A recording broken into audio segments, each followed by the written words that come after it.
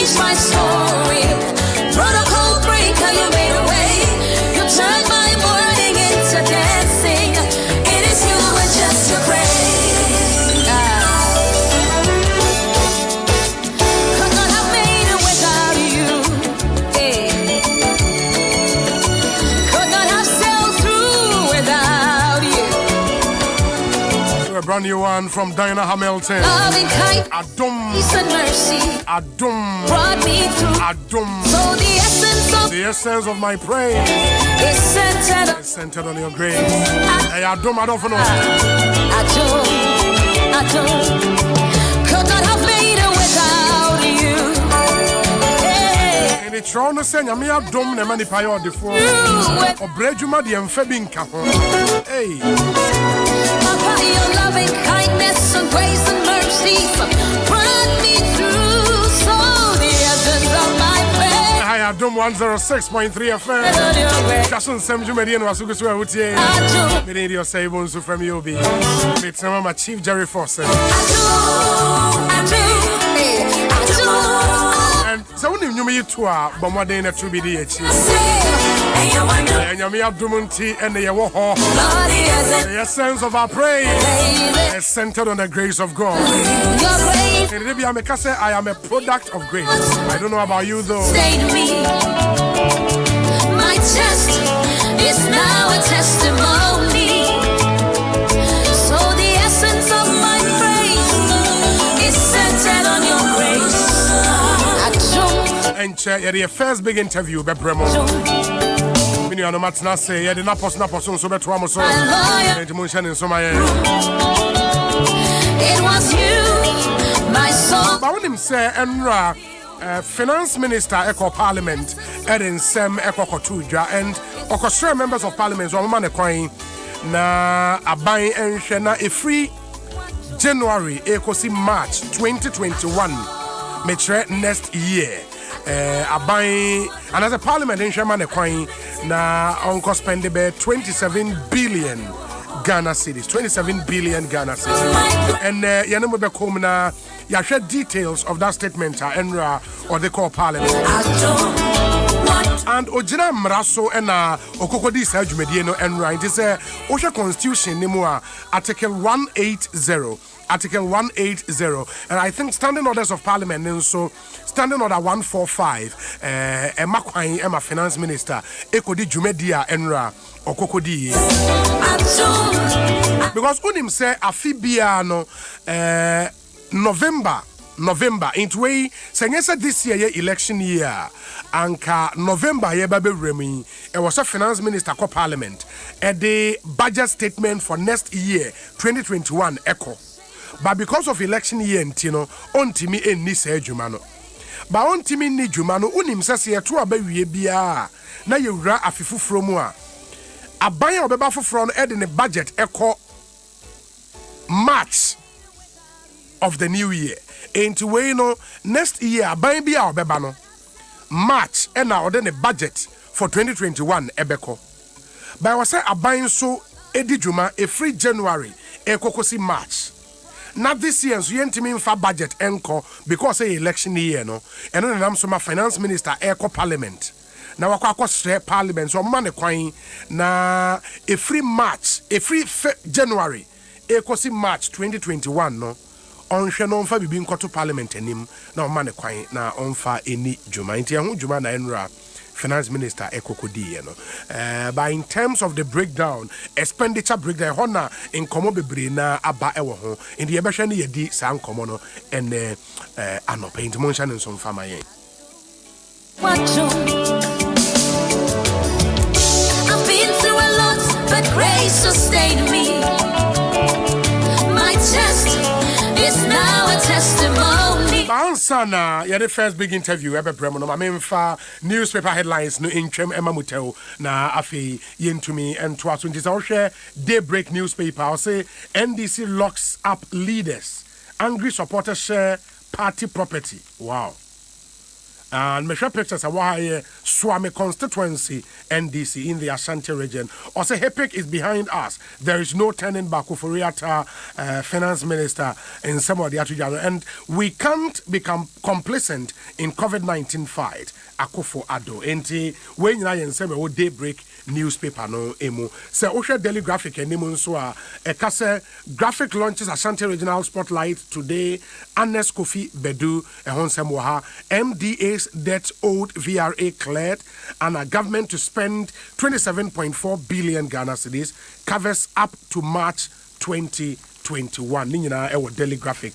And Nimebe come near the details no Abremo. Chronicle newspaper and so say HEPIC economic mismanagement are behind us. Oforiata tells Parliament. And a reduce take or pay burden on economy. Osafumafo urges VRA. And a VRA launches 60th anniversary. Foster impersonates Kofi Boache to put up a story building. Hey. And the Foster were tough. Daily Guide newspaper also say, please invite two Odododio candidates, and our information minister shreds Ghana US elections forecast. Government requests 27.4 billion in post-election budget, and a government lauds VRA's effort. Don't underrate COVID-19. And Daily Guide newspaper and name Ghanaian Times and so say. Budget for Q1 2021, government requests 27.4 billion to carry out programs, activities from January to March next year. And a president condemns NPP NDC violent clash at Odododio. A book on coronavirus launched. Wow, that's really good.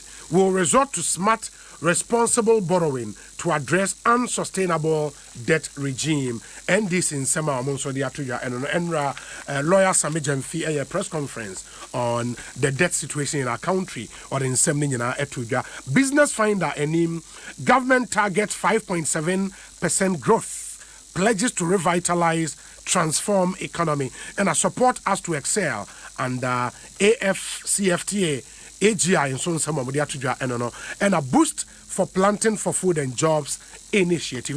Business Finder and name. The new Crusading Guide says Finance Minister cracks Mahama, says HEPIC is behind us, no turning back. Ade Nkpa family secures judgment over Krokrobite, Langma and Tuba land.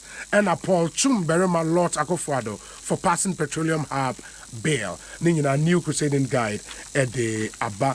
And there's another story, page 10. Also, NDC chairman and 99 executives defect to MPP. Daily Dispatch newspaper and so say Tampuli to retain Gushegu for MPP. And okay, focus on Joy FM's Israel Liar. Nina Daily Dispatch and name. Obu on sexual activity and prostate cancer. And 200,000 abortions. Hey! Recorded in Ghana in 2017. Abba. Your friend is saying, Awana, what a story.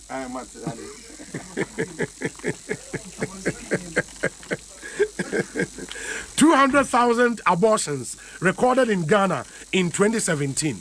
Hey! By Yankomoa, for Yankomoa was saying, it's worrying. I mean, 200,000. What it means, they say 200,000 lives lost in 1 year. It's terrible. It's really, really terrible. And especially Ghana, so yeah, conservative country, you know. Na nioma be say it's worrying. I was saying to me, Eddie. Nioma I accounted for Sadi teenage pregnancy in our air costro, and I say it feed into the general economic situation in our country. A man for intimation kola, bebrina enye ready. A man for I mean it's a conversation we should have. Into Daily Dispatch, we will come back to this story. It will page 2 of the Daily Dispatch newspaper. Oja Daily Statement, so anima Ghana and US 2020 elections have no similarities. No turning back. Ken Oforiatta urges Ghanaians to reject incompetent leaders. And Akufo-Addo has cleared 2.6 billion Ghana cedis Mahama debt to VRA, says Osafo Mafo. Nina Ewa. And Ewutu Senya NDC chairman, executives defect to MPP. Yeah, some more. The Inquisitor newspaper. Bitter, sad, but true. Ghana's debt beyond HIPIC, NDC exposes government, and a Dr. Opuni trial, AG's witness discredit state's doctored evidence, and a distortion of fact against Mahama is biting you. Tekpe tells Bawumia. The Heritage, a Daily Heritage, and so say school owners, parents applaud NDC for plans to include private schools in free senior high school. Social media attacks on churches demoralizing. Bishop Taki Yaboy Ehonsem Ewa. ABC News. Gordon Asaribediako, good morning to you. ABC newspaper and so say Obitibelamte interchange 92% complete. Creating equal opportunities. Baumia questions Mahama. NDC wishing HIPIC on Ghana again. Ufori Ata Ehonsem Nirawo ABC newspaper and him. The Ghanaian publisher Mahama is not Biden. Upon Nkrumah, he has overwhelmingly he was overwhelmingly rejected by voters in 2016. Biden wasn't. Airtel Tigo transfers ownership to Ghana government. Nina Honsemoa Akufo-Addo will be retained. Abdul Malik Kweku Bakon on also adding same way to Daily Searchlight. Ghana is not HIPIC. Past economic mismanagement behind us. Hey, newspapers been so about yes, Supreme newspaper. Q1 2021 budget, no turning back to HIPIC. Nina Business and Financial Times and also Ufuriata asked for 27 billion financing for quarter 1 in 2021. When and some newspapers no the aba enti yebehwe na yetimi akomunhya nenso emfa emayen Jason Samson ha Adom 106.3 FM and na me catch them say Article 180 of the Constitution, our Finance Minister, Ejina, so at the budget statement, they call Parliament and Rano, say where it appears to the President that the Appropriation Act in respect of any financial year will not come into operation by the beginning of that financial year, he may, with the prior approval of Parliament, by a resolution, authorize the withdrawal of monies from the consolidated fund for the purpose of meeting expenditure necessary to carry on the services of the government in respect of the period expiring 3 months from the beginning of the financial year or on the coming into operation of the act, whichever is earlier. And the Constitution is quite clear on Jumedia Enra, Finance Minister Eko Kodie. In the end, the first big interview ebe Bremo, Baansan and Yabeba studio na afi yade naposo no etumi atwa moso. Mamen kai mo se naposo no Duraplast. Where Duraplast goes, water flows. Vodafone, the future is exciting, ready. And a Pan-African Savings and Loans, or say quick afa. Agbeve Herbal Center, Wire Safie, latest form your partner for life. Bellaqua Active, stay true to originality. And Avivo smartphones, stunning design, superior quality. And in Mekwe me na poso Ebremo enono. And the Emra studio na afi yemfa and komono ensheshe. So while we wait for the first big interview, and Timonshan and so emfa emaye. Akwa ba ekoye. Voice in the war from another mic, then I war from which is which. Bibi Aboko.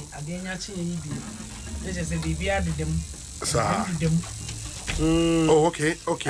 You don't know if free how a mic name factor. Me voice in the front, me mood. Yes. Then I me throw phone so at me just good morning, Sam. In Pacho Minesa. Oh, yeah, madam. Me in the mood. Mentanya. Asamo. Mentanya, men tango from. What is the Enra? Me was studio we could see says man tise na nsuo e to saa ansa na later nkofo be ka chem se nsuo a e to no ese wani ensa wo ka kire minim area etesen me de me area mete de nyame adom me ko haida ya meta haida no nsu tobre sebe ya me hunu eho no continental equilibrium sam ka continental equilibrium no ane Jim FM Yame ya wadom no flood in shada amabe Deb me area mete pa de otie sikafom mentie sikafom sa de ba mentie hia fonsu ho ne ho no me de middle income. phone. Me sika phone na me so maintain here phone. And I me so the me se me ko high dan na me ta high ni so tobrem. Enti so tobrem ne de den ya wuduru ho no ma senkyere ni bi beyi ne ho na mo obi ubetumi ko high dan o industrial area no ha sei wadwene maso se ho no enso obetumi afa wo na nura se de enso no ye nkrofo ho no de menim de kwa amna dan kopɛ wontem wo sa abre no wow mama mfa ho mama wo say wa use salon card de memfa ho enti ebetumi ato bi ade enra picture videos will be sending ye every your friends ashai yes your friend ashiaman in the ashiaman ashama eno amekobo ashama no bisi yanka na ashama bra ye kana ashama no obi anim se o ka ashama o ka ashama okay me linguistics lecture back one kind dey na you know say no or say phonetics yanka na sai wa no say me hayo ashama me no na monim ashama katamanso kokrobite and Ashiaman Katamanso. Now, videos if you are by when you say, yes, a dam be on a dam, the Bufaso. Over 200 houses in Suafenina. Bamuda may buy a video on Comacameba, Mamen Quaman, so Emra, Jason Sampson, High Dome 106.3 FM, Dr. Mark Asibeya Boa, chairman of the Finance Committee in Ghana's Parliament. Me, I don't know any income, now, Yen Trasodok, Yamuakwaba, Eba, Jason Sampson, Bibi Abocordie. Yeah, Danya Miase. And then we from Kakra Mestre will be Pija Unima Mayen. Kakra Enra, Yenim Finance Minister Eba Mwenim Ewa Parliament Ede in Sembia Babetum Mwenim se Mumwano Namunyin Tumna 27 billion Ghana cedis only means spending between January and March 2021. It is a usual and I say a unusual development. Minister of the Parliament, the party your constitution, Article 180 says the president, budget, Juma finish year January, not the budget number into effect.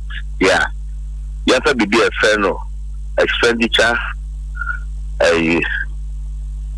authorization for the first 3 months of the year. In general, this year starting a democratic dispensation. The Equator about 7 MPP in GD pass MPP Bewini. Nemo means to make us MPP in the Bewini, MPP programs and our budget number. We call election, the last 2016 election year, Minister said at the time, about 10 billion. I have a better question here. For the first 3 months of the year. You know, the minister when you saw your constitution, Article 180. Oh, okay.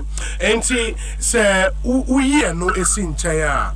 Brunibeka said the devil is in the detail. And they say, may call into the presentation of Finance Minister Ebabeye and the request, so we should break down expenditure wise, a compensation of employees, and we are 7 billion plus.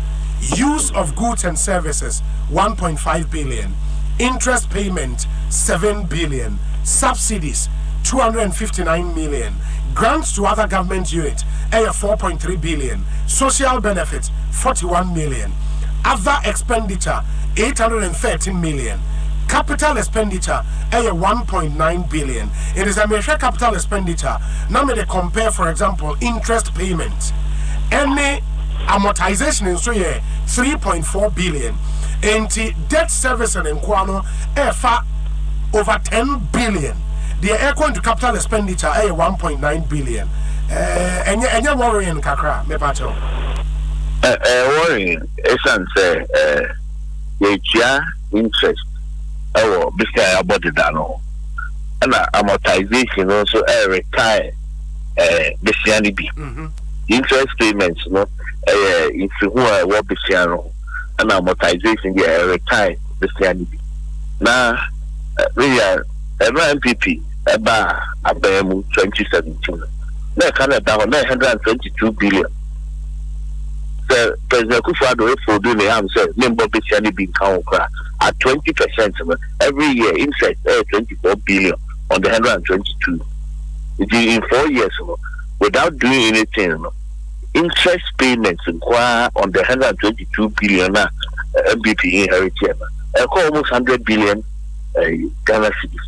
I don't know in the first 3 months, amortization and interest payments in Kwano, Minister requested 10 billion. It could have even been more had it not been for moratorium, be a little deferral of debt payments because of COVID. It would have been more. That's also the compensation of employees for the first 3 months, an interest payment in the ratio of 1:1. Every Ghanaian should be worried. These are huge debts now that's from 2016. Mind you, when President Kufuor was exited, there are 9.5 billion Ghana cedis. It's by the same logic. In fact, President Mills and President Mahama come for the arms so there. You have Bobby Shani Bikran Kawa. And how you that Ghana making 20%. And after 8 years, would have only added 16 billion, moving from 9.5 to about 26. Now, where did we end up? Instead of 9.5 billion, they could jump 122. I don't know how many about the but I think so. Okay, financial sector cleanup. We've paid almost 22 billion to depositors. And any recklessness, any poor supervision, the government has had to pay another 22 billion to depositors. Then you throw in the COVID-related expenditure and so the Bobby Shabi so Ucha means now retire principal. Yeah, but the other point in so is so we share 122 billion amobabeto yena. Sisia we are doing around 157 billion. Additional 130 billion akwakoye increase in the debt stock no. E musay na ye actual loans are monsomo baye maje, and then we can analyze the figures no well. E musay na ye loans are maje. Me quite say debt expires on Obia the become. Yes. Then I'm a call to President Kufuor say 9.5 billion. Yes. You know, you always say okay, we disaggregate this and all can now say okay, at 20% interest every year. Then you can quickly say so after 8 years, yeah, debt time is better. And I say so come be fair be that's be down ma. They apply the same year. That's what they will be paying on the debt. But that 122 is getting to about 100 billion. Then you throw in about 25 billion, 22 billion that has gone to you pay off depositors. Yes. You know, so we call by many analysis in there. Now can you say that everything they account real addition to the debt is just about 20 billion. Okay, into real addition to the debt, no, the MPP the account about 20 billion Ghana cedis. Yes. Okay, and the account because when him say some of the loans and so the previous administration mona mobabe draw down, no, nina eka momumre increase in debt stock now, mebwa. Absolutely, into that bank because the MPPA contract is you draw down. Yes. All the loans you hear about this week, we move back floor 125 million World Bank facility for provision of toilets and sanitation in the Kumasi area. You draw down. It will be drawn down completely in 6 years. I don't know. I'm not bringing in the MPP about this year. I'm going to make the research analysis not to that addition. That 20 billion America will be what has been drawn down from the previous that were contracted. Yeah. But my other worry, Doc, and it's going forward, there is this whole big conversation around debt sustainability. Of course, meaning say debt sustainability analysis now. Share just the debt to GDP in Kwa. Overshare about 6 other factors that they are account into. For example, interest payments and the yedin komoy, revenue mobilization, which is key. And IMF account, I read the October 2020 IMF document on the ABBA Sub-Saharan Africa post-COVID, how you basically recover any other. And they make the point, say, one thing that was a Sub-Saharan African government, a revenue mobilization and a digitalization of their economies. So, your revenue mobilization targets in Yinano, you miss it because ideally, and also ultimately just cover 25% of your GDP. We are doing around 14% any other, which is way low. And new year to raise your revenues, and two, and then you're going forward and so to limit the rate of borrowing. Said you're young coin to levels we would have no option than to go back to HIPIC. HIPIC, they don't call HIPIC because people want HIPIC, let's say, we are poor country. We are lower middle income country. HIPIC per se, the Ghana ain't called HIPIC, regardless of which party is in power. We are highly indebted, so there's the talk of debt distress. Now, evidence all the revenue mobilization December, we are just around 13% of our GDP revenue mobilized. In the sub-region, average is about 16%. What I said, and Sana, the optimal level you want to be operating, you said anywhere between 22 to 25%. That is the power. The other says you're over 13% now, there's you do 25, let's say you double the revenue. Yes. Revenue, your policy side, are you going to introduce new tax measures? For instance, the Ghanaian tax rate has been overburdened with taxes. In 2017, MPP abolished all manner of nuisance taxes. So now, what taxes now? Ultimately, the production will be spread. In the form of corporate income taxes. But we all know the challenges are also, especially in 2020. Yeah. Then there's the compliance side. Compliance. When you be a minimum penny, you could see the Caribbean, won't see any duty to the West. You cover could be over now, so on the VAT receipt that won't have that also. Into the compliance, we want to enforce compliance measures now. That one is the loans will take care of about 18% of GDP. You mean the loopholes now, you pay tax. You pay tax or money, GI, taxpayers identify just about 1.3 million Ghanaians. And even in there, the right taxes, I think that the nation is built with taxes. If everybody is doing their better, we have to enforce the filing of taxes. So by April of each year, there should be a filing of taxes. I think a lot of people are not doing that. Then, under declaration, here it has to be tough. When I start here, it's all yet tough. Now, because to think of first time, we are saying, this threat of election, but we have to begin to enforce compliance measures and the revenues now control borrowing ultimately and also apart from. But the other thing, Doc, apart from say policy issues, say there were new tax handles and compliance, Obi Subeka say it was here expenditure because now me share Enra Finance Minister statement, it is also on the point number 33, Mr. Speaker, for the purposes of the 2021 expenditure in advance of appropriation, we have projected the 2021 first quarter total revenue and grant at 13.3 billion Ghana cedis, while total expenditure, including the clearance of arrears, is projected at 24 billion.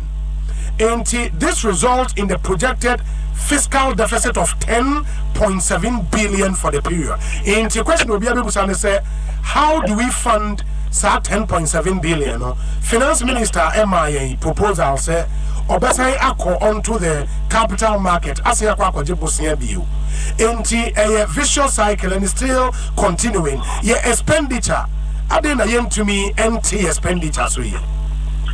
In your lifetime, done a running deficit.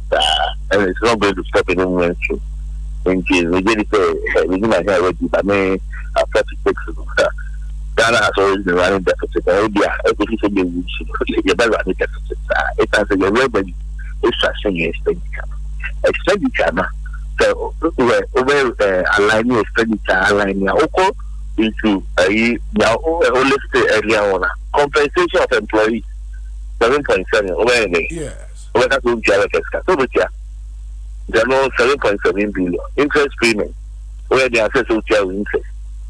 So statutory payments will be 4 point something, and they could DAC, National Health Insurance, Get Fund, and over anyway. Now compensation of compensation of employees no yen to me staff rationalization and share your numbers no is the public sector overbloated maybe a government appointees what are the numbers? Can't we get into the details and look at the numbers view? Yeah, see a call into fund program. Now, so you see public sector, a freeze on employment. Meanwhile, you see that they are a young component ticket. Then you say a call, high into the public sector. Now, you are sooner than later, then we exit those programs. We say, no, the public sector workers, no one do 700,000. Oh, Ghana has it. Now, okay, the state of unemployment, are you going to make it go? Additionally, public sector workers, oh, my, community is not okay, can you do? How much can it take them home? If you know, there are things that are unavoidable. Yeah, it could be an English. If you, wherever you know that you push in by a sanitary, the behavior here are bad rules that need to be fixed. Provision of water, extension of electricity, critical provision of security. Your senator, man can cover that. But your revenue in the form, and I'm an you know, some is a very number 1 revenue, number 2 revenue, number 3 revenue. As a consumer, and as a household, holding out your income now, okay. Maybe our income now because we income may determine the spending. Maybe I say, hey, make me a second business here and I say make me move on to a better job that increases my income. But for the government, so revenue. But revenue, no doc. And you are an economist, I am not. Say, share basic economics and you see our senior high school. Say, Ube improve government revenue.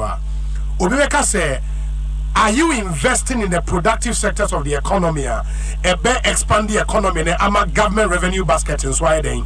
I expand it. So me share even breakdown of expenditure. And the finance minister they call now capital expenditure. Into baby adisika share build the economy, grow up. And your project be just 1.9 billion.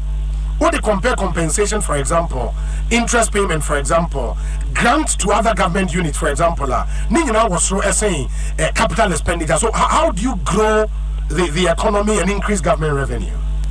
I agree, but for starters, because this is not a proper budget per se, you couldn't have committed to capital spending because we need president in this thing for the next term. So it is at 1.9 now for capital expenditure, primarily your pretext spending automatic. A new government comes, the very innovative bungalows, your total cards programming data for the from government agencies. Real investment as a way. So as I said, I'm buying this year, but okay, maybe going to translate for food and jobs. You see warehouses, we are not there yet. That number, no, it looks small because it has to be small in the current circumstance. No, but to be fair, Doc, the previous budgets, CapEx to GDP has been on the decline. That's what the numbers say. Yes, I was just explaining that way there. 1.9, and you know, administer the debate. And but overall, capital expenditure as a percentage of GDP is over around 6%. You are not boosting the productive sectors of economy because so if you fix the roads, Well, we are fine. Property go who are not our values a cost. So that we can take on bypass war. The country no, now you can't even buy land over there. So that you know how 60 roots now it brings the whole lot. If you extend water, electricity, something what I cannot make about water, electricity, roads, and then public safety. Those for me are critical because in the other hinterlands, how do we cut them to the main cities? And we have to be spending on infrastructure. The government is talking about 100 billion CARES program. The government recognizes to get to the next level, there has to be some big stimulus, what I say, investment package, and that's the 100 billion the government is talking about. No agenda 111, providing different hospitals in all of these. To the idea that there has to be a boost in infrastructure spending to spread the economy. Doc, my nurse, you're running tea, you do best. But one thing I found curious in the statement was government growth projections for 2021. Say you will grow by 5.7%. More target, and you're ambitious, Dodo. And you're ambitious. The programs, so this CARES program now, there's going to be a capex investment spending. I know that air drivers are. So other things, it could even be more if we are able to roll out program. Mind you, hopefully the LPK repeats by March. There will be a new budget. The last one in 2017 was on 2nd March. So by early March, there will be a new budget. So if you get this budget in place early on, now start to really program as expected. Then I can see us doing better than 5.7. Already their projections say because the COVID has not hit us that hard, we should be getting back to normal times sooner than later. Dr. Mark Asibe Yeboah, my nurse, I know, baby, any best ever be doing comobio. Why? Yeah, Mr. Yeah, that's a pan. I mean, sure. Dr. Mark Asibe Yeboah, chairman of the Finance Committee in Ghana's Parliament, or a sitting member of Parliament with New Joabin South constituency, Ewokoforidia in the Eastern region. And I'm not saying AD and community. The honor, Akuya, Akwaba na eteseng. Adom. Ekoye ma ode. Ehun nwuma na eyi Dina etwa no. Ehun nwuma na Dina Hamilton. Oye too much. Oye bruta wana kai. Oye bruta. Na nwum no de ba wo hu. Oti achi na wo hu se obenya bibi afiri. Yeah. Planning and son or the about and really it's a good song. I mean, solid. So a Pentecost neighbor, it doesn't get any better than that. Ridiculous. Oh, sir. Possible. Just a UK for no, and just a UK for no. But the names are Papa Apostle. Yeah. The late Apostle F.E. Entry. Apostle Entry. But who say a John Unya da Jibom Pie na Unya? A top why you. Of course. And so we are just saw the Pesi Camcoa and also a top. It's me say and me the baba out. Oh, okay. Me the barco. Oh, okay. That's nice. Even though say a modia. Yeah. But me permission. Oh, okay. Mamenya dawo.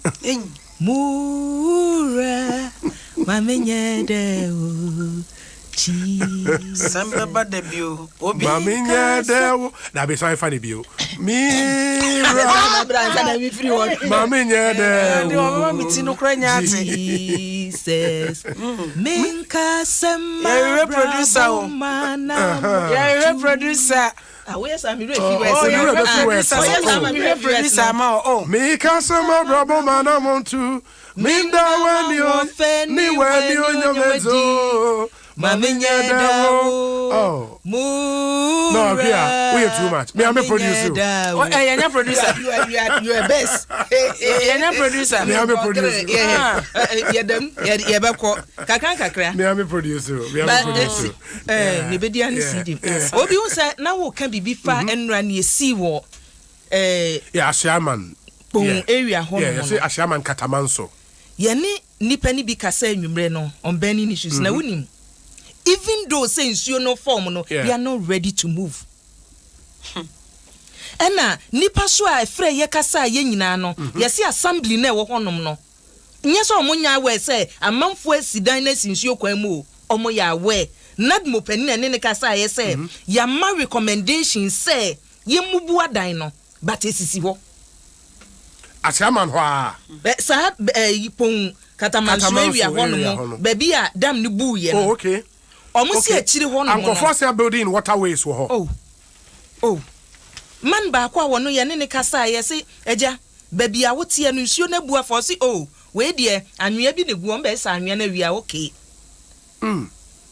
Se ya nyensi yo na se obi me na mesi dan no na ba de esi ne nye e wosi edwirigu a we have to do that because nipa ba ko ni nti no edom a wo ho nyina enra wo hu se na nka nipa wo fi ankenye wotie report e ban na nipa bebre ni fie se na dodo na wo fi a school for nkwala no kra no omo a ya ma omo kwan omo ko school no yesi e de bebre akogu baabi se na sa nkwala wo nyina wo ho a you can imagine. There was a report back when me tell ya me re ho ye ne say apparently one of the houses na maame ne papa ne kwa adwuma nti nkwala ne wo fie e na nsuo na ba ho e na nkwala na ba betena wall ne so omo betena wall ne so na nipa ni nyina nso gube 200 meters away inti nkwala nkwa na te wall ne so a omo twa say rescue team ne beba akwako yi nkwala ne de won aba ena na me bom pae say we sanka wall ne bu a because nsuo ne bu wall bebregu from inti omo wall ne bu ya nkwala mienu komawu because wall na wote so no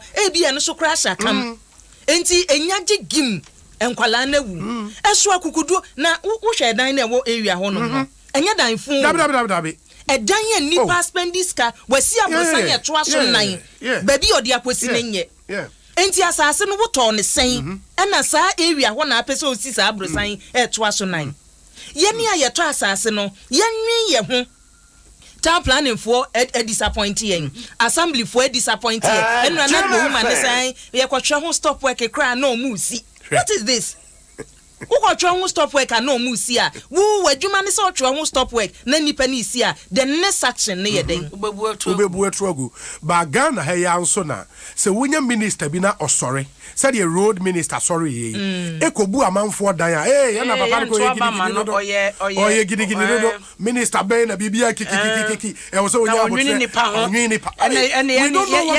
ye to abama mo ene ye to abama mo we na ene ye obi ya ba bedru ba bia ye ne ye to abama mo ye beto atia mo ye ne ye to abama mo ye beto atia mo nti enne no wo bi ya de bone a obi entumi nsechira samonka obi entumi nyina ne nanso sadie wo ya wo ye woto abama me kora mebu agu nenka enne eyi galamse ya sa bedru ba bia ye we make say na do kora de ne presidency eto ho sese no kranti ye beto abetia na so ene hwede ekoso Spenters on say moto we nechi ho o maka ho na fra Spenters akomo no that area ho no na obi se udru ho no mo a me refi se metimi kai asori ne din boy a kai be hu area kra me kire no wo bi atumi lane na da ho no a ho no eye street mu no obi se ada plot to be ho no wa 20 wa to wall fa ho nyina nche se street ni ho biem udru ba bi apem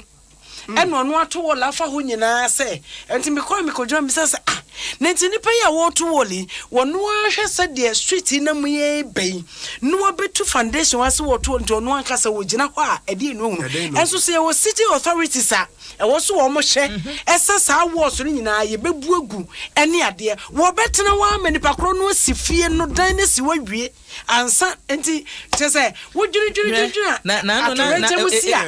na me ka se bi se wo wakọ report wa assembly mpanimfo se woman we your woman fiche ha no yesi ha se ma yensi agyanan no a titidie ni bi won kran ha biu wasi bi nti mesra mo mehwe nka na onwiri mu na onye ne foforo wakọ assembly panin be na obo na mane se lady we yote ha no ena be bo charge say etu de pekakra bra na enyi ofiri wa den woman na ban okay has a me wetimi ama ya say. So you can imagine nipa no a ye tua ne ka wonye adwuma no ono wayi aban na ma oyi aban na ma many Patience Tete minim say ono ne the same woman enra mo ne di nkomo a Patience Tete deputy director of NADMO ewo Kpon Katamanso ma ye ne no eni nkomo na ye nhwe the latest ene anope one other thing so a ye nhwe nkan ye se enya ba waterways yenkobu amanfo dan nipa o ma permit ema ye see dan no na otoje bosom ya ketua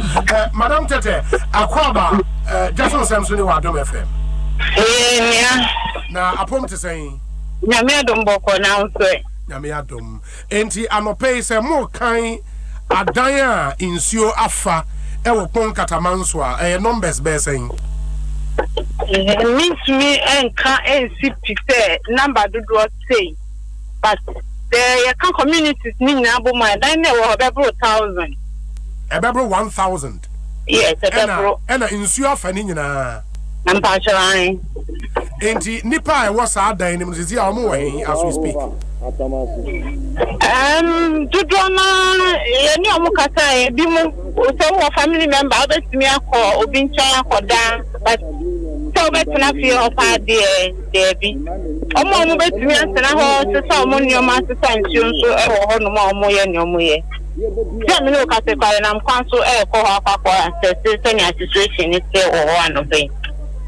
Okay, enti for more amutie ye Adom FM so no say wo pese wo videos no of area ye kan ni how nsuo na ye wo ho a wo ko Adom 106.3 page ewo Facebook wo betimi hu videos nyina terrible videos ene ko Adom 106.3 page on Facebook na wo so share videos ne bi but Madam Tete enti enra enwumre asem no esi ye no because over 1,000 houses, not just the Nipa, a woman or a dorsal. Baby, I would die, apart from a more where we have one chain, or more, I don't know what happened to them, and I in him. And no more, they mean to mean Chirano pay. Yes. Hey. And I asked some Cassio, and I'm one. Is it, sir, not more? Prepare alternative way be in waiting. Say bibi say sia ye be you makwa na say dey. O se baby aye wo baby on insurance for communities in ya baby ni how be you baby obeka so you obi akobi insurance pa ho. And we're just bringing them from baby insurance no aba baby insurance ni. As I say. Nya baby assemblyman owo ho nya baby e de ebi numu buye but enu to me for mu nyina nipa kakra to me fire no omo maka na ye advice ye wo family member bi e wo baby ansio ni nkoya na wa konenchen na ene na ya baba hwesenia e hosenti na anope ye ko ha ko hwesenia situation ni sisi wo ho no anope enti anope what's the plan NADMO plan anope here then yeah call round na akọ efie bi emu ni ahwe hawa damage no efi akọ then we take it from there insuo na twetwe ana like sisi insuo ntata obio achi afata na enyume 9 something 10 na every or 9 insuo na twea ba from to the level say one more betimi asesa bi wo mo dem eguso esesa so omunyoma nyina for insuo mo mo sesa president you are the say omo betimi atina ho abetima no pay ya. And if you want to appreciate the situation more mutie you know where insuo because who in the videos they say bus kese pa insuo na fa bus na maka bus na pampem keke na etete ho and it tells you the levels of the water any bresem and area where ni e wo Kpon Katamanso na say Wanda Shaiman and Kpon Katamanso it your first area they saying area the need Johnson Kubekro number 2 Apollonia Denu Atadeka any other environs no yes also and then I accounted for this disaster they are from more initial checks no a man for necessary adan will be able to see what's the problem then I accounted for that after this time they mean to me in case to say a way now cause because all I know is yes dam na pay So as now the dam no I can't tell now. This expert then we know where the problem is coming from. A dam beya. A dam Kubekro number 2. And what kind of dam, me pato? I say lagoon dams here be a war. I try my chrome heavy. Not more officer more hono more staff strength yes eh. Your staff strength. Yeah 57. 57. Into this disaster no obviously a bromo so me boa. But we manage it. So that is how we manage it. And also, and our forces from region, national, all hands are coming on board. You know, we will handle it. Okay, Madam Tete, my nasi, Bibiania, Yabesa Swafrel. It's a terrible situation from the videos I'm seeing, and the people involved, you know, at doors. So, inti Monya di Mube Timibia to help a man for why me pacho. Yeah, that's it. Inti Patience Tete, a deputy director of NADMO, ewo Pong Katamanso, and Moten Kano. I don't know whether to say a hopeless situation, but said ya wakano, way a disaster and share that in see that because senya dam no na ebu afaso anka menyini say yebehu baby say maybe omunya technical report na yehu what actually caused the problem but videos are made there any obi say no ahwe industrial area dey ya ne ho flood na say na no na nye small yeah be me Melcom Plus anim ho pa na that's right ho no Melcom Plus anim ho na nye small utim say cars ni nyina memem na on say your problem or man kasi your problem every year ye beka so okay Tetegu yeah kaswa area ho Tetegu no Tetegu Junction abrowa bi ba fia hampo beka say Chinese ni bi ababesi fi edan yesi street ni mu amachese nsuo no to a ebufa wo mu fie nyina wo je oye no ho yiram ankosi aga ama nsuo eda so fa wo mu ho enti say oman no problem e wo no eye wo haw ni bebrebe eye sprinters dey na mekan e ho baba jama ni fie echi pe oh okay the meneno say wo ne chipe asam na mekan timi ato wo no ama aka kwan no fie bi e na aka e ba etimi ese bufa car no fechire kakra ansa na kofa ye betena ho no mahwa kopem se de beto wo mo mawie ansa na anadwe me da ho nam se na no Dr. Baumia but bi issue ye si ye wo say wo disaster fund o se de ye koma wo mu bi enti e wo se ye tran ma disaster no kra beto ye emre ye twa ho fund na ene so disaster dey natural ones no wo ho but ebin mo no DJ CJ asa obi ebinum ankasa adwuma ye de ase wo monsa so wo man atwia wo mka bosumi bia ma wo allowance ahodo a wo mo anya dwuma no ene de ya ba bedru ba bia ya ba bedru wo hwe se no a we de Melcom Plus hey we Melcom hey na obi nim say Matthew for senra ensuo no ye kan hia anto kese kura enrade ne kan ene asem beba da bi Matthew for de omo kan no hey but what person who Melcom Plus dey here kan I don't 106.3 page on Facebook ubehu videos no Melcom Plus no of kan here na cars ye droba ni na wadwin say wutuka na ensuo no de wo ne kan ni we use salon car e bi dey our so wo be ko ne da ho no CJ ni etimu no wa bran kran ha no nim se empanimfo no nim problem no yes odo na hwie se yetim na kaneshi wo da bia meka me se kaneshi dwane da ho no eda gata so gata wasie of course yes o mutimu a obi etumi masan hwie yiri we no ekofom yemisa se metiofo ne so mo advice empanimfo no in February bebi sa omo se afin hwio no bekosen ena omo kire omo no omo se eti gata ne niema na ewose ye no ewose ye ne sen ni nyina omo de ho plans amomo eti the question is omatitim won ade na wo ka se enkrabata ne ye bebre oman ne mpanimfo adwuma ewose omo ye ye ne edi ball egu nsuom obia de ka ho town planning for enti until so obia be na famu de no ne ye hu ye obi ye be hu afi bia nso ye betan aka it's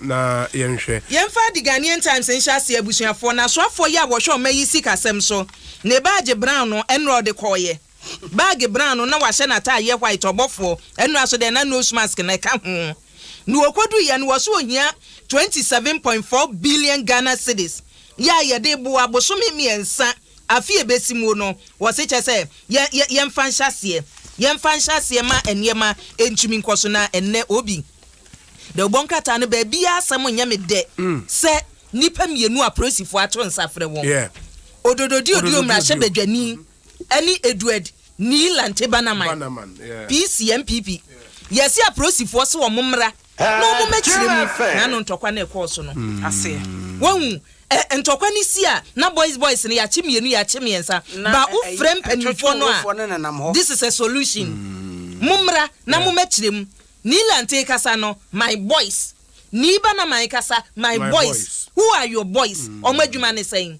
yes mumra na mo machire eti no nya de bonkrata bia edem na papa ni minim ne dawo papa de Nilante Banaman no wahunda oh yeah me hunda oh he's a nice man no minim da no woman ba o so once oh yeah juma wo premise secretary premise for nice man muntumi juma chita fofo na Vanderpool so de ne se abutu na no wa munyina process for from de won so me yanuafo no de yemfa ho eti muntumi nka amanfo mangum no mada mu yanuafo amanfo mu yanuafo na no metie ni Banaman no ne press conference bi oye was say 2020 woman no they will not depend on police. Meeting an interview why press conference was so more independent on police one more kasa before more security into their own hands and Metronam say assemble the bill sa odododio na me ready aba ye didn't be kwakoto reporter didn't be kwakoto and see my men so mefa the Chronicle the Democrat no ento so and no said the omensi kasem so for come na sebedwam no and wo de to dwa kire se for boga na ti so no mo bo aban na ti so na baby edro de ye be ko hipik ko ya wasan bonus de bi baby o man na dro no ya hipik woda ye chi kura hipik nka wo man ni sikasem hye ho baby a e no se wo mo o man no sikasem no mismanagement bia mamu wo matoto ne yie na mom covid ne ho ne ma ne ma bebubo mu nyina chi kura no enya ade a wo mo atoto o man ni sikasem ase a ebetumi apia wo man no ede no akọ hipik sama na yeye enti social media for na no IMF womo report bi epie ye na womo keka say Ghana be kwa hipik no se da oman no enko hipik biem na papa no friend say senior minister Osafo Mafo ya Osafo Mafo omafo safo ya Osafo Mafo nie eno wo se abaya bia nani kata nani fe wutim sa abaya na edema no enso so kata nani fe ama viare eka twitwiri die ya nenka abanyuma kwa wodo na boto ho ministries ne wo mom keka ka ho fiafia wo nyina no abaya na timi atua na watimi atua ya kakra asa akota akire no eno se viare fo emfa wo munim die bebrebe wo no enya dwumade sebe ya enyama hode ne de toma nkrofo ne ade nyina no eso bebe o man no faso ekane na fe eka bebrebe na ya na ebedura abaya ekomu no ne nyina eso entumente na no so de won samato na wa chese mantie mienu bi wo mo so o mo de COP Kofi Boache Jimmy atade hye no ene o mo de ne mfoni no ene ne o mo de ji nkrofo sika twetwe di enti ene okwa adan ya wo mo nam sa COP Kofi Boache so asie de sorry di nyina piepim nyomo asem se wa nya obi ana Kofi Boache de ya enti ni pa ni me no ne wo asem enti ni pa ni me no no nua afa president bi Kofi Boache ya chi wo ya se Derek Akon ena wonye mfinsia aduenu enkron ena weni Amedu ono so nye mfinsia aduasa mienu ena ne ya chi enti wo mo so be se enti yekwa me de the Chronicle ya de dispatch beto aso na dispatch anima asem eda ho no na asemu edu 200,000 abortions and you recorded here in 2017 200,000 we posa me posa mensa na wunim asa so omboa ombo aka ho ana wudi so di bi ko en no 200,000 kwa conservative estimate o the necessary me chromo area ho na MPP no na wunim ye kan say ya wo accredited facilities emrama won kwan mo ya abortions exactly in obehwe kwa we ye data from sa facilities in omo a ye yi ne ya akoto ejana bia ye yi akoto eno no mayo James also ba wunim say o say James also for toilet na wunim enchichemu ewom enchichemu ni nie yes 200,000 abortions a course in 2017 no emu 71% na enamra kwan so who's abortion no ni nipa bi nim ne say utimi famra kwan so ya abortion absolutely o man no ayetim no emra ma ho kwan say anyinsen no ye wo kwan bi abetumi afa so no wayi agu but no factors no because when him say and no factors rape ka ho and ye hwe health condition tie even say doctor for ka say abayo ye ma ne kwan say onwo a I so in the health, rape, and some few factors. In the majority of us, and I say, man, say, who could not magistrate and I say, judge in any man or my kind of Professor Sai doing Professor Sai say, Manipano, on take it decision for the life. Of course, who say in the US, no, abortion is a huge issue. In fact, every US election, abortion is one major issue. There were pro-life for, and it is I wish I would be to say Kamala Harris, running mate to Joe Biden, I think we're a pro-life person. No, you're pro-life. Or you'll be I don't know if you say the woman should be allowed to take a decision for herself. In a minute, wasn't me decided. Absolutely, a major electoral issue. Abortion, economy, some human are major issues in the there be a more so a extremely conservative society.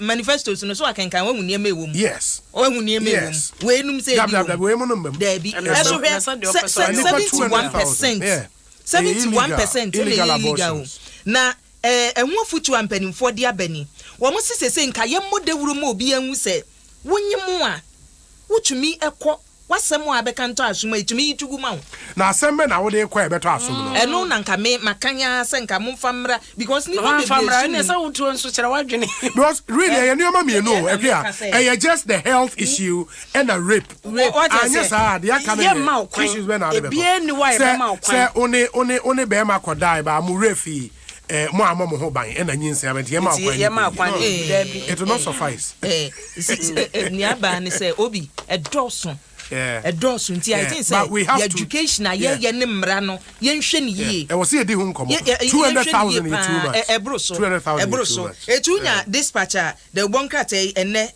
wadi biaba afrosifo mpanimfo so say mo amaye madwen se mo bedi atwitwa sempa wo 2020 abatro no mo chemu mo ahwe ya ye bebiri mo papa ye bebiri mo na eno so de behwom ye bebom by election be a course ododo for kro ya ye Sada na asa my imagine say some potem pa e honso na ye dwen ho se ye de obekwa poto me ko say na wo hi bi o na wo se e ho na ye dwen ho se ye de obekwa chale ododo ndi start prepare free na ekwe ma reservation amena masekia ene ekua we ekua ne ekua ene ye ne wo de naposo ebremo Jason Samson higher dom 106.3 FM unim aya wote insurance obi o ha ufrifie akọ insurance company one office akwa insurance aya na adwuma eden but my way amana is simple amount and utifie the comfort of your home and office ubetimi on your phone na when your insurance product ebetimi abonti ye ba bedi hu nkomo sisi a ansana ya makwan ma dom sports page 1 no etumi aba. But imagine having a soundtrack that simply reflects your mood every day of the week.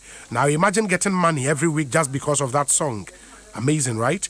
Well, thanks to MTN, you can win up to 1,000 cedis weekly, 4,000 cedis monthly, and the grand prize of 15,000 cedis with the MTN CRBT promo. Just download your favorite song via any MTN Caller Tunes channel, copy a caller tune or renew your existing caller tune and win big because we are good together. Send START, START, start to 1355 or dial *1355 hash, *1355 hash to subscribe today. Terms and conditions apply. We dare for you, MTN, everywhere you go. And UMB in Susamimfa ento menim. And the message is simple. I say, dear valued customer, thank you for choosing UMB as your most trusted and preferred banking partner.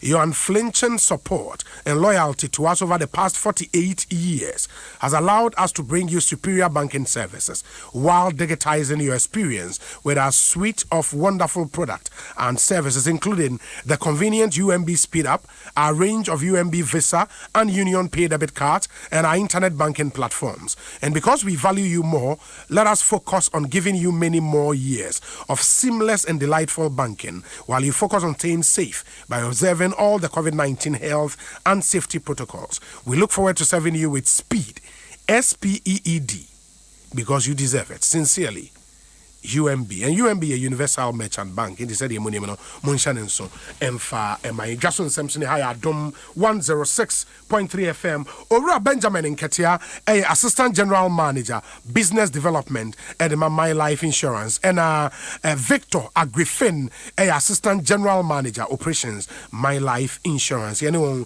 in Incommotoni and Twasso. In Penny from Mamunia Crab, Aboko dear. Yeah, Minia. Apomoye. Apombo, Yamiadum, Papa, My Life, Mujana Monaiso. Papa, you okay, and Victor, you are Victor. I'm Victor. Okay, you are Victor and a Benjamin. And Benjamin in Ketia. Okay, Benjamin in Ketia reminds me of a name, it was City FM, Benjamin in Ketia, sports presenter was City. We are related, and coincidence of name. Ghana, you be wow. Enti ma yensha sini ni enkomo General Manager Business Development Benjamin Nketia my way den medase and michia wetiefo nyina. Yes. You can't my way a product my life any MTN I can't boom ediamba. Oh, a product then insurance product. Say Oshe TV ahodo yes. Eka Adom TV ho a Betty say Nana McBrown. Nana McBrown, yes. Or advertise it my way. Yes. Or can you know we are the trust and say enya my way kase no way. Kase no way. Say my way dear. Wow. Let's say insurance I be toll phone so nkwan dear. Kase no way. Kase no way. The here ne say ubenya phone. Mobile phone. And they say yamo, say a chipo. Say dear bad deal, and one saw mobile phone, and one say we rain fee number way da *165 hash. *165 hash. And one no make us say it's your phone tear me now. So one phone is see now one dial *165 hash. Minia won't be who say screen the biamo. I catch on say welcome to My Way Insurance. Okay, and also welcome to My Way Life Insurance for you and the loved one. Number 1, terms and conditions. Number 2, register. And number 3, exit. And one, and to be a more simple. Say, and there we are dreading. Yes. We are Juma or him fa. Say, be our young mason, wabo so can be our beer. So, person we insurance the mount and no duffel back one. Yes. Munina market near back hopper. Wo awoye ndi obetua no e cover nipa foforo so kan ho nipa baako sika o pese wotua no your benefit for how nsa beka enti fan say bakoso obetumi tua 360 pesos a month whole month minia enye ebia one day just 3 cities month 360 pesos se koba say wo ho ka ana say obia wo ye man ne ho ka e be ma 1000 Ghana cedis Into your range, from 3 cities 60 pesos, 6 cities 60 pesos, 9 cities 60 pesos, 12 cities 60 pesos, and the grand one here 15 cities 60 pesos. So we have 15 cities 60 pesos now. A cover ni paba account free. 15 cities 60 pesos now. Why no? Bosom baako petwam na ebia wo maame na cover na kan ho ana wo nua ana wo kunu ana wo yere ana mpo ba na sebi we fima my life be ma 50 million kanisika no 50 million. 50 million.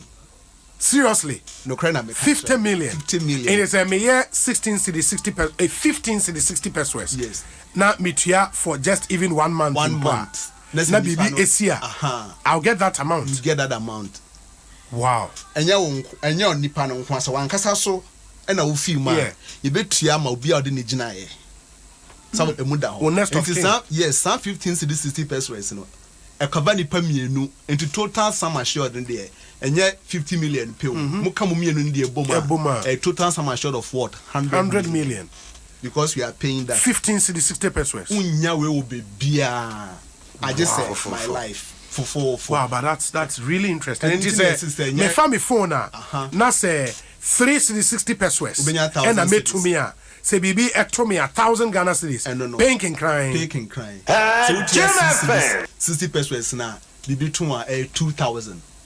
Utia 9 cedis 60 pesos na bibi to 3,000. And I say utia 12 cedis 60 pesos na bibi to 4,000. For the Mummy, no, multiply that by 2. Wow. Victor, no, and can me how does this work? But I think Ben actually how a year Jumani meaning say Ojabi be more person with the camera. You can crave the account. Yeah. And fear will be the answer of bit me a win. So 18 to 59. 18 to 59. Kasa wo ye. Answer what to me a join Momo. Okay. So MTN now register o Momo so. Yeah. Because it is free mobile money wallet. So. And now wo dofo na wo de ne beka ho no. Ono so ne mfie say we di ne 18 to 74. To 74. Say mutu na sebe mo wo apomuden. Enye obi a sebe obi a oda ho a akaka krea bi da hoko na wo de ne beto so. And na say muti Ghana. So Ghana wo how residents in Ghana. Nti eno ne hihye no. Ofa phone now boss star 165 hash. One kasa obiti bia a register bon say MTN platform so edu din a wo de register wo momo no wallet no ebeba wo be confirm na wa select the opesa wo ye say wo pe 3 cedis 60 pesos a month say wo pe 6 cedis 60 pesos a month one kasa wo be chere say wo pe 15 cedis ne so 60 pesos a bosumi bia na wa fa me boss star 165 no and I am 3 options and they can 2 no register in me bo 2 and aba your name or say bonso Philip into the media aba and I say you should be between 18 to 59 years. You and your family member are in good health as of now. Into 1 year confirm, 2 year cancel. Into Uber confirm now then you are good to go with them. Now we put our boy what who feel say adi ya de papa wo start e bia na ye ohunu an kakra wo pese obi boa abaye machine so nti ye wo number bia ye wo sales tele sales team o mote wa ye training mo muka kasa horo organ habibre say you twi na pese o kasa ye gan na pese o kan obi be frel ebetimi aboa ma wewie so what started that when we po a obetimi aboa ma wewie process no numbers are omo de be frel no eja wa onim say ya no ebi mu aba omo frefre eye fraud mobile money na identity bia MTN kasa yemfa ye number ye de frɛ ye clients ni ntudwa obi afra dom say we de na ma say enye my way akasa no it dem number omo de be frel no eye 024 24 39 999 okay so subi o my 024 243 9999 tu we pene oni se we di MTN for age atum esi obo we select wa da obeye no we so yetimi di savings okay yetimi di savings nti wo ye insurance yetimi ka se bosumi bia me di 20 cedis ebesie isi chi ba ne de variations on would be ka ho a that bi betimi wa betimi at any time wo chire wa otimi ko ne we ye ba beto mobile money no so unko bibia o uti dem na wa ye we na so into the whole fine and that's really interesting. I mean using technology to solve amount for problems are more and we are very easy Enti numbers ne yemienu. Yeah. Second one so I betumi afrɛ wo. Ɛno so yɛ 055. Okay. 25 71 999. Who actually from Mike Niti Bra Mike and Sisubio Mami. 055. Yes. 25 71 999. Okay. Sa number we so betumi afrɛ. From your telesales center. One be boa ama wankasa wa bibia na wankasa wo wia na wo do wankasa wo pin no ahye so wo phone so wo fa wo pin ni mo bia wo de be hye so phone no authorize na chese wo di dash na start started ye hia ne say every month bia wo be jasika e wo momo wallet so wo metimi ate aha that's nice one betting automatically amount akabe say 2-3 days ama deduction time aso no wo benya message say deduction time be so enti say wo ni ska wallet ni so a fato so one bet amount fair that is how simple it is. Meaning say one other thing I be bring up is omote withdrawal and a claims process in the city, but before that no more started promo be 200,000 customers, that's a 200k customers promo there and sign everybody reduce na nipa o ye policy bia every month we to from active customers. Yeah. 198,000. You start here the way ye no for 2019.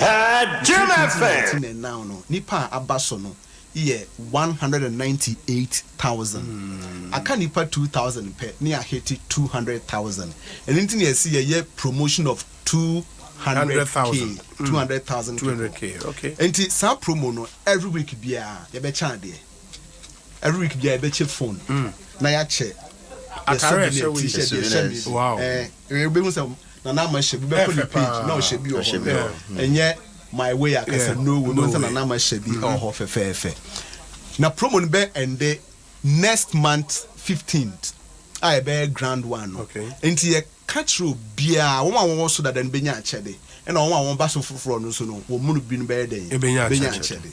Inti yes so obia amfa ne ho ye den emeshim se obeye claim a umba ye office o there be u phone na so na obeye claim o select claim na the opesa oye o ho no why so we savings crowd so na se opesa o yi usika ne bia wankasa ukọ no betumi yi sika no sika do opesa o yi no e ma wo kwan we wi a ebeto wa momo wallet no okay into we de untu na nsi bebia na enko bebia so won say me nkona me mra o china de bi wa phone now de bibia very simple she say ya ma insurance are simple say life insurance made simple him phone what him phone utumi nya wo insurance obi mba embeka bibi insurance no aka say de o te ye na ye no kra de wo hu ni nyina no phone so pepepe no aye obi bia we chepo yira wo da so o record into bibia enjira ma ne nye I am simple full fefe but Victor the final word Victor enti final message I would eja na ye mamokwa mamonko final message ne say your existing clients we 200k promo mo ka ho wa wo so dadado kai say ye tisika every month it is usika ni wallet so for usika ne to so na yentimente wo so awo ho a won kan ho no but star 165 hash on MTN Momo star 165 hash MTN Momo na register na so benya achedi bi na bo ho ban isechi ba de ye mo ye na ese ye hina nti na ye den ya ye ja more na ye ni ana de to be emfa futui no onye action no now men ye mboto ho ye nesesi a na be boa star 165 hash and then you follow the prompt. You are good to go. My name is Victor Agriffin, Assistant General Manager Operations, My Life Insurance. Benjamin Nketia, Assistant General Manager Business Development, My Life Insurance. And I'm not here wonka. See anyone aiding. Inform me the money na. That's it. Super. Justin Samson, hi Adom 106.3 FM. I'm now to see a day Adom Sports Page 1. Ebetua Moso. Kobe Stone come and cry dra enyon ayakado the sports no etra me need your sabon so ebesia about after the sports. Good morning. Jim FM. Uti England ball no e different no. England ball no e different no. What you say? It's Messi, Galibel, Suarez and Ronaldo. So mutimi nya sanko fo emi ensa. Na mfa ho se ukokofa players papa bia na de ba obetika wo omkofa la ko uti England ball no different no. England ball no different no. What you say? It's Messi, Galibel, Suarez, and Ronaldo. So much minya sanko for me and sa. Then from sanko players papa be another bar. Obetika. Omko fa la ko kubaya omo de ko omo nyam faso. Adum Sports number one.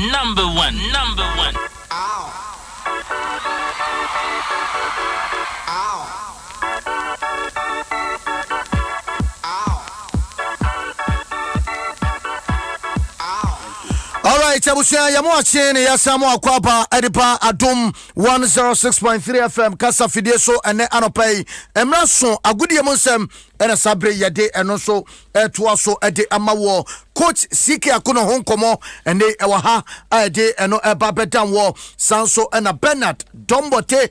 Enfa ana domote ehye ene ode enkomo aka epa yede eno so yetimi ede abro ama wahunu shade hye no esi fratie Ghana versus Sudan enkomo no ayede yepa onim se omo AFCON qualified gamer ese omo etimi epo referees ben ena epa beginemo ena no pay womo so eho enkomo ewo hanoma yede eno so yede ebro na se womo ene enkomo bebrepe ena no pay abopo ano se Adum Sports page 1 yede ni nyina yede ebro enra unim se UEFA Champions League matches etutoja na enya dia eda form Chelsea the Blues emwa de papa enra hweboa Chelsea boy pa and afi Manchester United na enya dia eda form and pay Betway for the love of the game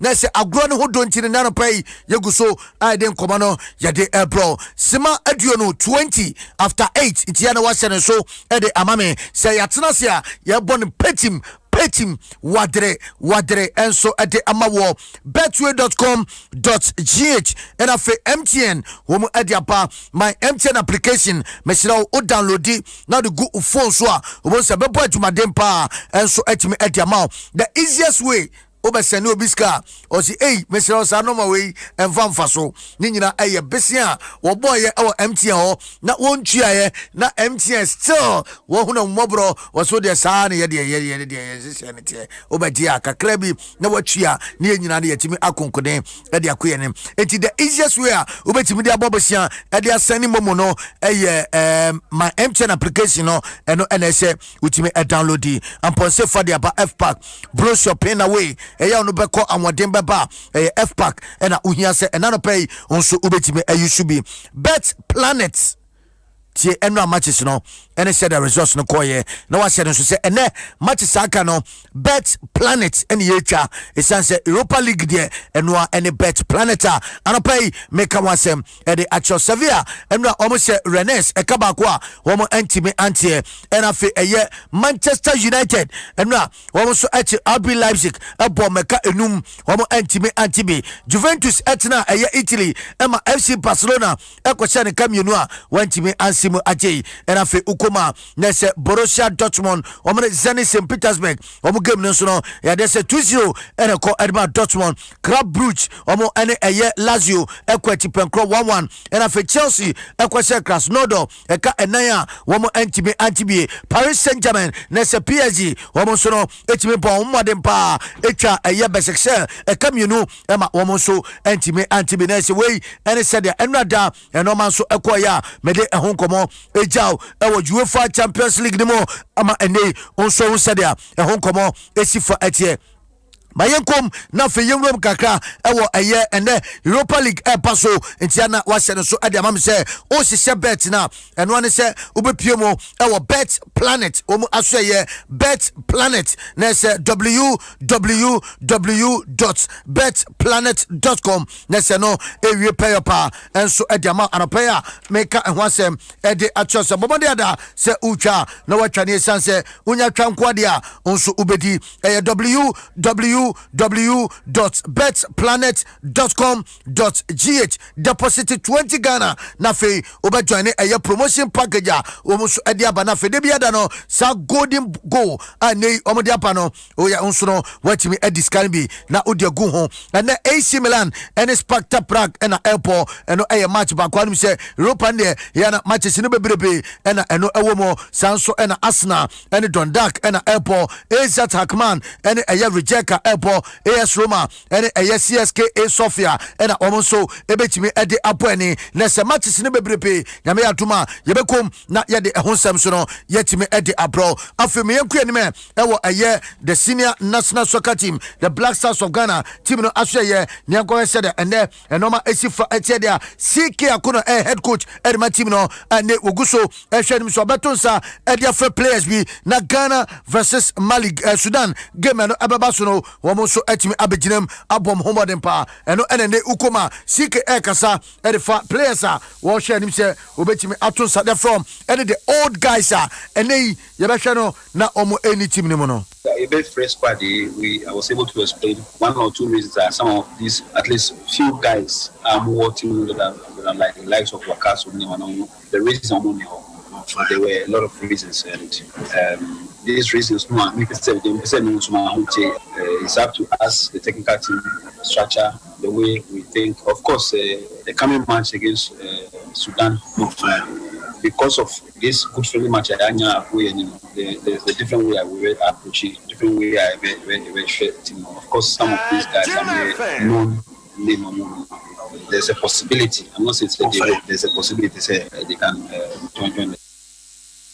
We enkoma na sika Akuno ena wadi wenso tuja nano ena ukoma na se coach Ebenezer Sefa wono coach atumsampa eba ne se yen scout players wono so edimuntintima pa ena ne wadi tuja se sika Akuno enhwe ne yepa se local coaches no local players womo eba be league national womo timi ema sika headache esanse players ono agasa wadi nani afam na wo hwe se dia preparation ahead of the league ne there na say your players wo memu pa I say players no try say you good to go. I'm on train e ma fe dey cause be a national team call am bi na ya and say home base player bi na ya friend na you say be bobo memu ha bia no bo home modern ko dia the national team coaches needs to call you no mo frɛ ya say your mom headache so just say I say your mom headache so akwa bro sha ko star players ya Muhammad Ogana ha say ko Ogana ha na onim ni fie unya headache o player we invite no a oni ti kuro ni me bro tia but don't tell man ni do ni me bro tia unya headache dey na benya ti sika nya headache and I say ne dey migraine obenya bro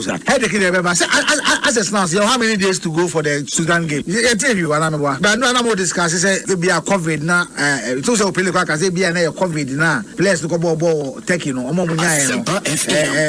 Informal clubs no so release players. You have a pool of players. Players the ball Sudan and your friend is saying South Africa.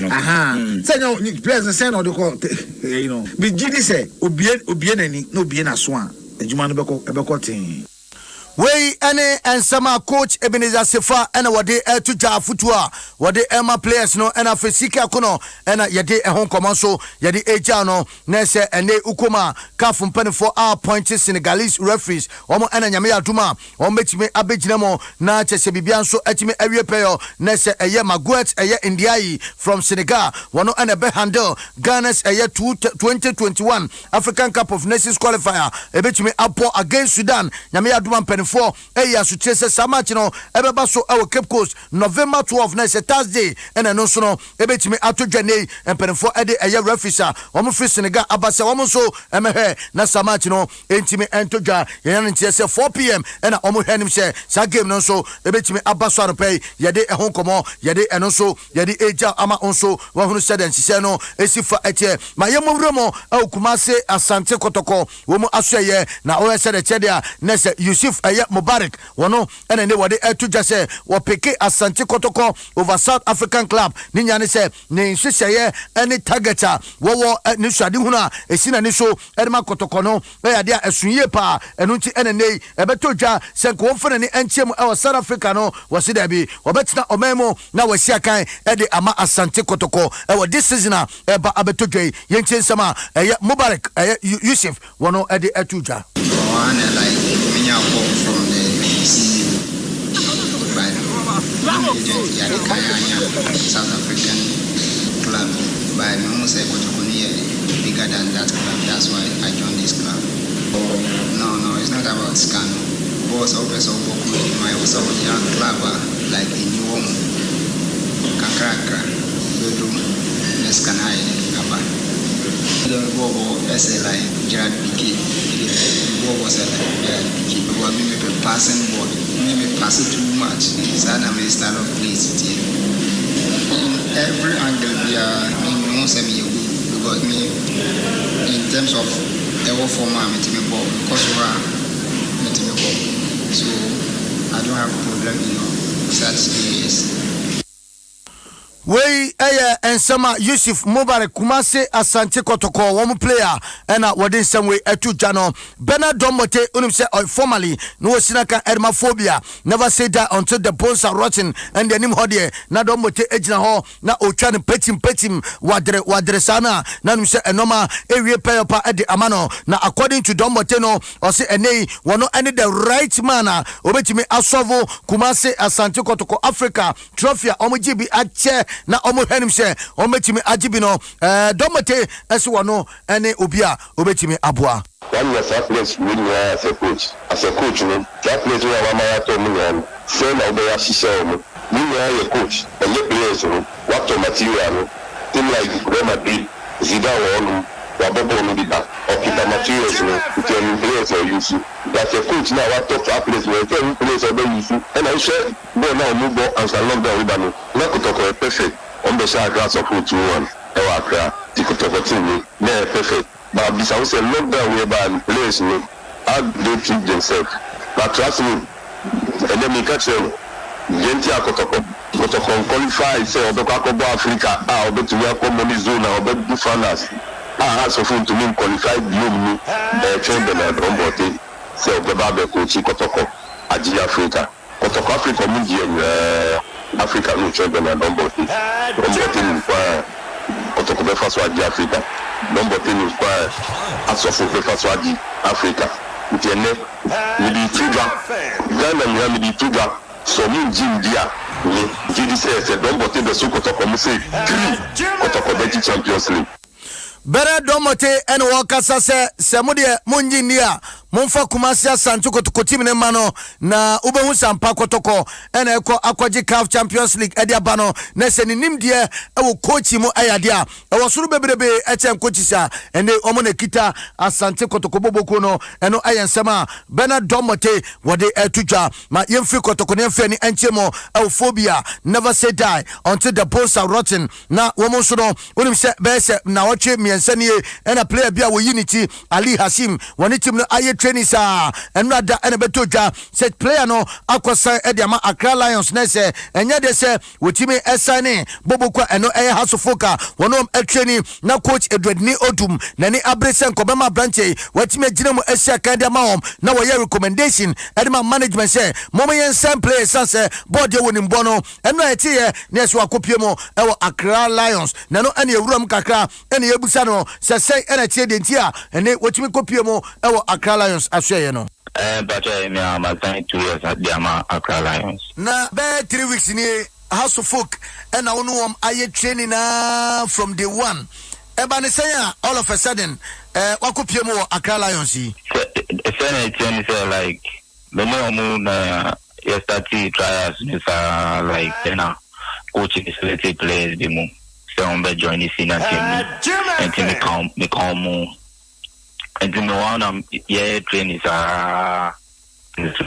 in media by on my friend manager no country say ni semba meni asemo kai and today say house of no anya ntem entina ma wakosande ama Accra Lions no ba wanka sano na unya house anka obebo ana as na person in ball pound because na makuma because many players in me now were free. Yeah, me call no say no mudi media grow ni yeah mingle no. And I'm like my power pa jamu family say oh like yeah na back every back training no ma be funny na have training. And like I was used to them. So like I wanted to play for us. It was in my heart to play for them. So I didn't know what came up, and all of a sudden things went the other way around. Wey ene and someone opening what they to channel say Ali Hashim one a player ne wakupimo ewo Accra Lions 2 years contract and was signed here. Now him say player no nanka open for him so besia kan de ama phobia and went me anko or say and yes sebe boapayo and what the ejane or a professional player into 1 year baby ebeka so onko no eho eno beko me season we me say like my training had ni na maboa new team ama ko join no na like yeah first division league no mebo mo na yeah qualified to premier now actually as he said like mesu no talent but say like obian woman or person now as wo makuma pa sem person member has pa but like unfortunately idea by now things went down.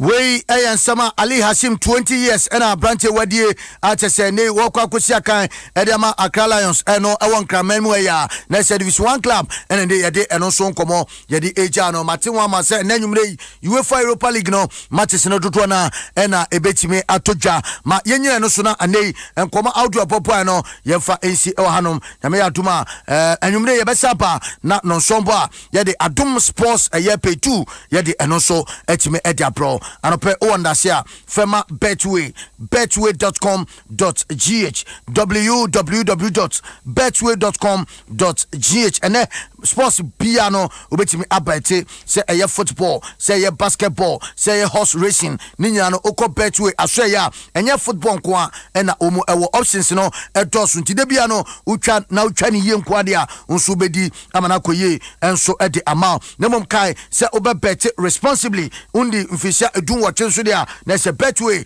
enya de so betimi ede ho agim esansem no ka say Gaming Commission of Ghana na omu agiatuma anopai yenso ye ka wansem ede no MTN was say everywhere you go na se bia wonambia no MTN and medi wadas here de amawo my MTN application ya de ba kwa o download edugu phone so a ebetimi aboa pa na eno so no etimi akonka ehonom amponse fa ediaba FPAC blows your pain away ya no beko anwodem beba ya do ba ko na wo hia sanso na BX tablet eno so oyade na ho etowa na wape edrebi enremi enu nyina no ye won krade eho enti wo to no na so atobi ede so de amakra no se ne hunu esonso se ne nompemu ebeye den no eye no way ene betimi aboa ama omunso no etimi adom ho Bet Planet na se obetia na wabeti ni yepa betting companies no omodoso nemum de ase di wada se ma no ene na no pay make am wasem ede acho no www.betplanet.com.gh misro anopay deposit 20 Ghana cedis na her promotions awdo a wo mo asise wo mo promotion page ene ukowa golden goal eya de ba kwa eno eya sonko ewo Bet Planet de bia no nso obetimi ediska ewo sere hyehyeye esifa ekoyemo eno ada no bia nim se Marcus Rashford obefi bench no obehye goal na no sa golden goal no usika eya befu enya dia obetimi edi awieda eno eya Bet Planet ena no pay mede ehwadase mede eja yenyina no so na anopen komawdo a ye bobo aye no yemfa eno so ensi ewo hanom na bibia so no entimi enwie peyo enso eho enfama Mr. Kofi Ado Ejekum na wochi awieye ena omame eye Felicia akosua ejakobia ye pene krabre ewo begro na enano pay yese nyamenka ho na wonyo kese pa Mr. Kofi Ado Ejekum of eye Kofi Chrome Pharmacy nyamenka ho na wonyo kese Saturday